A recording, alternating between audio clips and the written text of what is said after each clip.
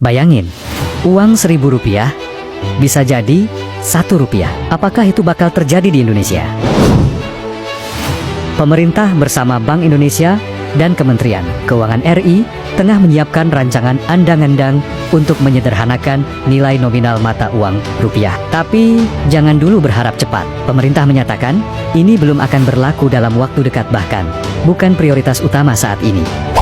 Kenapa harus disederhanakan? Alasan utama agar transaksi lebih efisien, meningkatkan kredibilitas Rp300, serta memodernisasi sistem pembayaran nasional. Tapi hati-hati, ada risiko yang perlu diperhitungkan.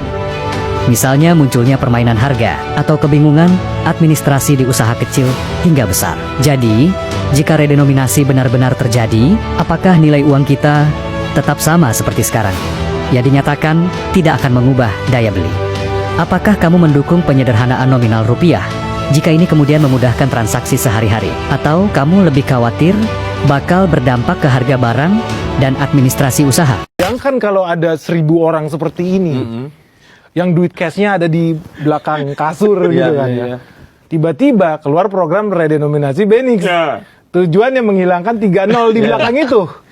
Kalau duit lu nolnya masih kebanyakan, nggak berlaku. Lu harus bawa ke bank. Ditukar. Ketahuan dong. Lu duit lu dari mana nih? Lu cuci duit apa lu korupsi apa gimana nih? Kan iya dong. Pusing dong orang-orang kayak begini. Ya, tapi kan kita baik. Ya udah lu bawa aja ke bank, tuker duit lama yang nolnya kebanyakan dengan duit baru yang nolnya dikit, tapi di korting ya. Gitu, di korting 70% misalkan. Dibanding nggak berlaku? Iya dong. Nah, negara untung nggak? Negara untung. Kalau menurut estimasi aja ada duit 3.000 triliun hasil korupsi. Let's say balik 50%. Negara dapat 1.500 triliun. Wih, lumayan banget. Hampir setengah APBN cuy. Bahkan kemarin kita waktu wawancara Pak Said Didu, ada 7.000 triliun yang tidak masuk sistem. Ini gila lagi. Ada di bawah tempat tidur nih. Judi online dari narkoba gitu-gitu. Itu gila loh kalau memang 7.000 triliun. Kan seru kan? Iya. Kalau bisa pulang kampung gitu loh. Tapi saya yakin kalau itu bisa diwujudkan, saya yakin banyak duit yang pulang kampung dibandingkan tax amnesty. Dibandingkan tax amnesty. Tax amnesty pun udah terbukti gagal, orang juga nggak mau. Tapi kalau ini duitnya tiba-tiba hangus, nggak bernilai 100.000, mau nggak mau lu bawa, pasti. What if pemerintah tiba-tiba umumkan redenominasi Rp1.000 jadi Rp1? Bukan cuma soal efisiensi ekonomi, tapi ini bisa jadi senjata pamungkas berantas korupsi. Gimana caranya? Simple tapi jenius. Semua orang wajib tukar uang lama ke uang baru dalam waktu terbatas. Koruptor yang simpan cash miliaran, bahkan triliunan rupiah, harus keluar dari persembunyian. Bayangin, koruptor yang punya uang cash miliaran atau triliunan di berangkas rumah, mau tukar ke uang baru, harus lewat bank dan BI. Mau gak tukar, ya siap-siap jadi kertas sampah. PPATK dan BI bakal tracking semua transaksi penukaran. Tukar uang 1 miliar ke atas, langsung red flag. Customer due diligence dan enhanced due diligence aktif. Koruptor stuck di posisi checkmate. Tukar uang sama dengan harus jelasin sumber dana ke BI. Gak tukar, sama dengan uang jadi sampah. Mau bagi-bagi ke keluarga, tetap ke track semua. Plot twistnya, triliunan rupiah uang korupsi yang selama ini tersembunyi bakal dipaksa keluar, bahkan terekam sistem atau hilang jadi kertas sampah. Indonesia pernah lakuin ini tahun 1965. Tapi sekarang teknologi BI dan PPATK udah canggih. Anti-money laundering system terintegrasi. Koruptor gak bisa kabur kemana-mana. Inilah kenapa koruptor takut banget sama redenominasi. Bukan soal repot tukar uang, tapi mereka tahu ini bakal expose. Redenominasi diprediksi akan ditolak oleh para penimbun cash ilegal. Koruptor ketar-ketir. Menko Purbaya berencana sederhanakan nilai rupiah. Tujuannya agar transaksi lebih efisien dan rupiah semakin kuat di mata dunia. Ekonom memperingatkan bahwa redenominasi bisa bikin panik pemilik uang lama atau simpanan tunai ilegal karena nilainya bisa turun saat ditukar. Setelah redenominasi, masyarakat bisa merasa harga jadi murah. Akibatnya, belanja meningkat dan harga-harga bisa ikut naik sementara. Redenominasi bisa jadi momen bersih-bersih ekonomi gelap dan korupsi. Semua uang akan lebih mudah dilacak, bikin sistem keuangan semakin transparan. RUU redenominasi ditargetkan selesai paling lambat di 2027. Langkah ini bisa jadi reformasi rupiah terbesar sejak tahun 98 dan dorong ekonomi lebih efisien.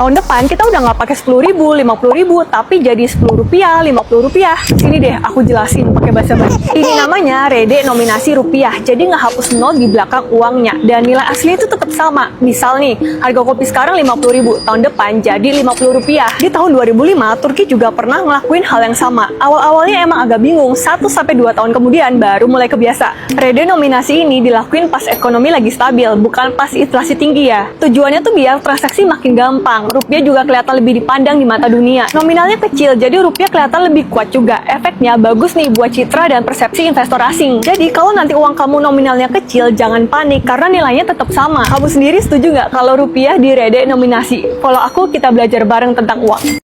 Beberapa hari terakhir, publik mulai heboh bro. Soalnya Menteri Keuangan Purbaya Yudi Sadewa dikabarkan bakal mengubah nilai Sertuska per nilai. Iya, lo nggak salah dengar.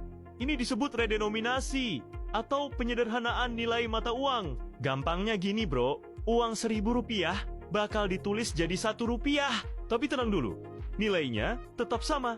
Cuma angka di kertasnya yang disederhanakan. Tujuannya apa? Supaya sistem keuangan kita jadi lebih efisien, transaksi lebih praktis, dan 2024 kita terlihat lebih kuat di mata dunia. Bayangin aja bro, harga bakso yang tadinya 15.000 jadi 15 aja. Angka nolnya berkurang, tapi harga dan daya belinya tetap sama. Purbaya bilang, langkah ini nggak akan dilakukan terburu-buru. Pemerintah masih mau pastikan semua sektor siap dulu.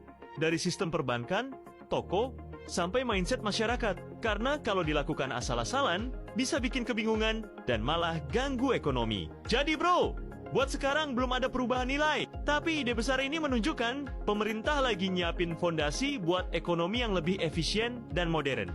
Gimana menurut lo bro? Setuju nggak kalau nilai rupiah kita disederhanakan? Tulis pendapat lo di kolom komentar. Dan semoga aja setiap langkah yang diambil bisa benar-benar buat Indonesia lebih kuat. Karena uang kertas adalah penipuan, worthless, no value. Ringkas cerita, Pak Harto di Bilang Berhasil dalam pembangunan, dia bikin uang 50.000 rupiah dengan gambar Pak Harto dan kapal terbangnya. Inilah ilusi yang lain, inilah sihir yang lain. Semakin besar uang Anda bukan semakin kaya. Semakin uang besar Anda berarti semakin miskin. Bisa diikuti? Maka ketika terjadi krismon, rupiah makin tidak laku, harus dibikin uang 100.000. Sekarang uang 100.000 sudah mulai tidak laku. Ibu-ibu sudah komplain kalau pergi ke pasar dengan 100.000. Betul nggak Bu? Sudah tidak bisa beli apa-apa ini. Maka mereka dua pilihannya. Pilihan pertama adalah mereka akan mencetak uang 200.000, 500.000. Tapi tidak mungkin. Komputer sudah nggak bisa menghitung. Kalkulator nggak bisa menghitung. Hang. Terlalu banyak nolnya.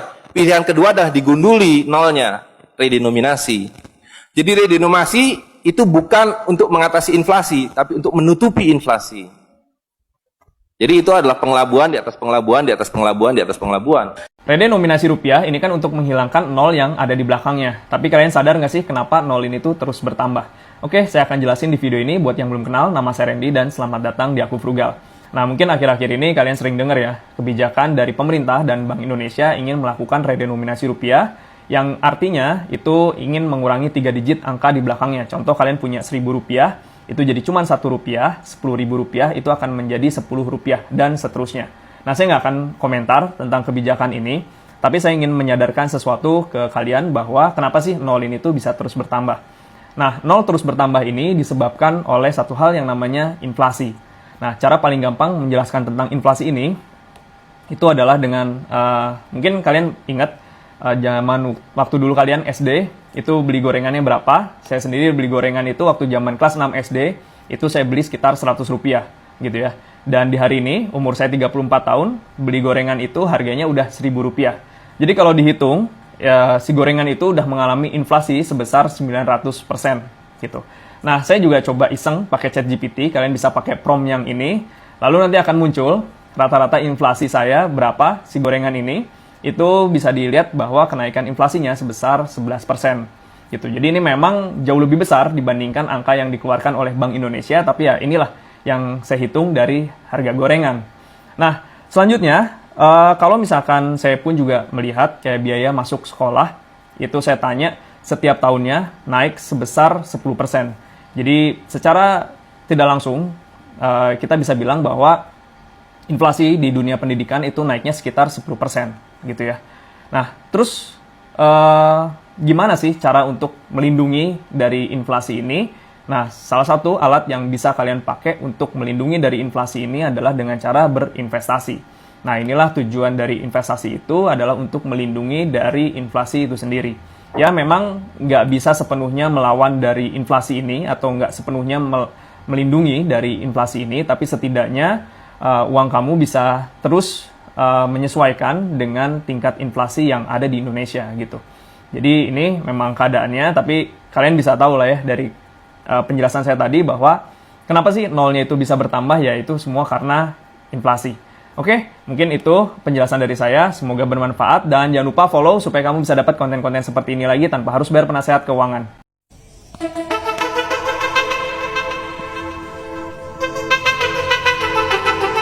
Di ujung jalan ini aku menunggumu, aku menantimu.